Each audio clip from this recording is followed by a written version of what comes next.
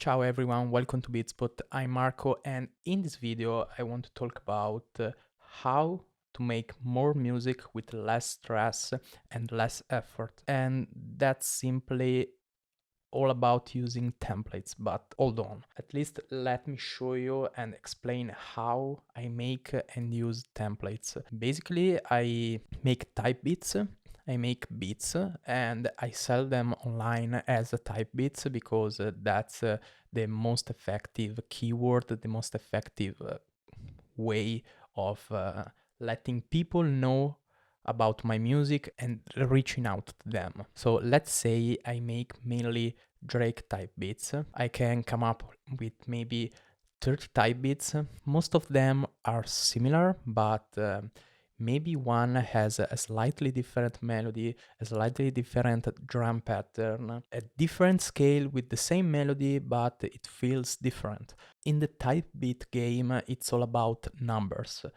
It's also about quality, but you can achieve quality easily through quantity. So making more music allows me to make more shitty music, but it also increases the chances of me making good music as well. The main thing to me is being productive, being creative when possible every single day. That's a way that works for me. So making templates, let's see how I make them. So here I have this trippy red type beat I made the other day. If I want to make a template out of this, all I have to do is basically saving it, like save live set as, and we can do something like this one. So this is my template folder, and I can make like trippy red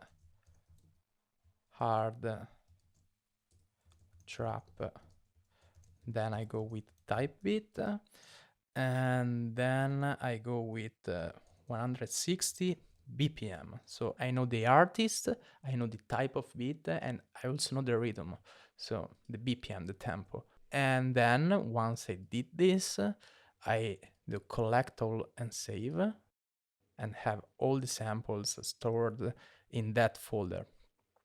And let's say this type beat sounds like this.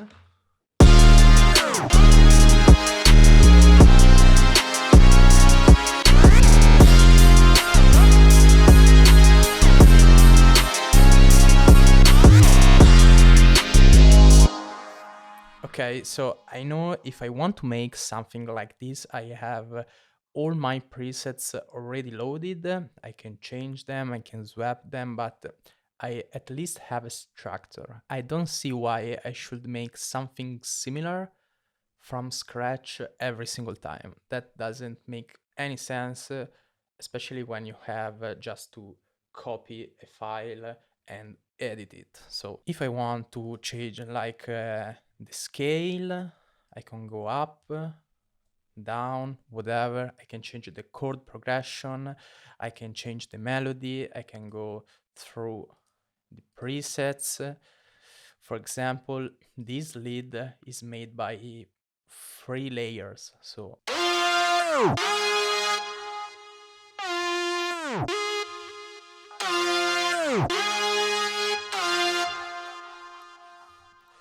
why should I set all these 3 serums every single time? It doesn't make any sense to me. Also, I already have the looperator, which is an effects and modulation effects for tape stops, flangers, bit repeats, filters, delays that fits particularly well for this type of beat. So I always want it loaded on my main instrument group.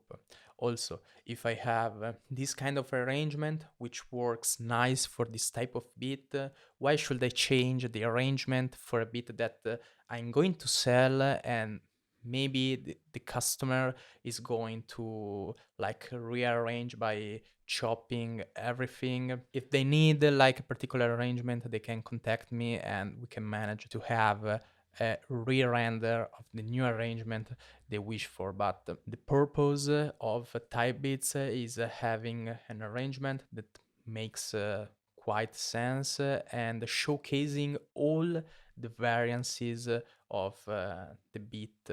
So like the chorus, the intro, the bridge, the second chorus, the second verse, and so on. So every time I want to make a beat like this, I just go to my personal sound bank, I go to templates, then I pick the one I want, I choose the file, beat, and import it here. So in Ableton, the only thing you have to worry about is the tempo, because importing tracks from another project doesn't update the tempo. So if it's 160, I have to set it at 160. And that's another reason why having the tempo written in the project file is useful. If you produce tracks like EDM, pop, and all that stuff, generally the arrangement is quite standard because there are some formulas that work better than others.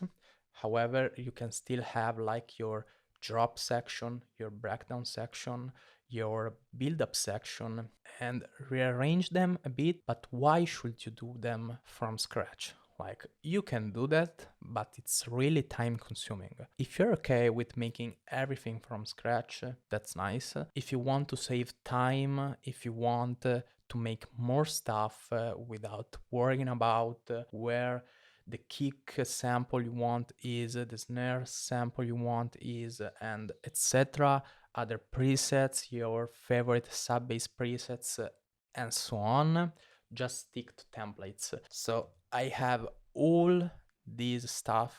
I generally make the most of these sounds. Some other stuff like future R&B, not much, but if a day I just wake up and say, hey, let's try making something like this that I'm not really used to, I still have a foundation to start with.